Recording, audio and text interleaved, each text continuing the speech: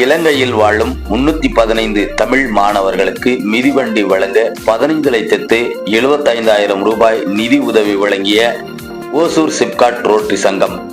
கிருஷ்ணகிரி மாவட்டம் ஓசூரில் ஓசூர் சிப்காட் ரோட்டரி சங்கம் சார்பில் ஒருங்கிணைப்பாளர், மாவட்ட ஆளுநர் தேர்வு மற்றும் சிறந்த நன்கொடையாளர்களுக்கான பாராட்டு என முப்பெரும் விழா நிகழ்ச்சி நடைபெற்றது. தனியார் அரங்கில் நடைபெற்ற இந்த விழாவில் 2025-28 ஆண்டிற்கான ஒருங்கிணைப்பாளராக ஆர் வாசு, 2027-2028 ஆண்டிற்கான மாவட்ட ஆளுநராக எஸ் லோகநாதன் ஆகியோர் தேர்ந்தெடுக்கப்பட்டதற்கு அவர்களுக்கு ரோட்டரி சங்கத்தின் நிர்வாகிகள் வாழ்த்து தெரிவித்து பாராட்டி பேசினார்கள்.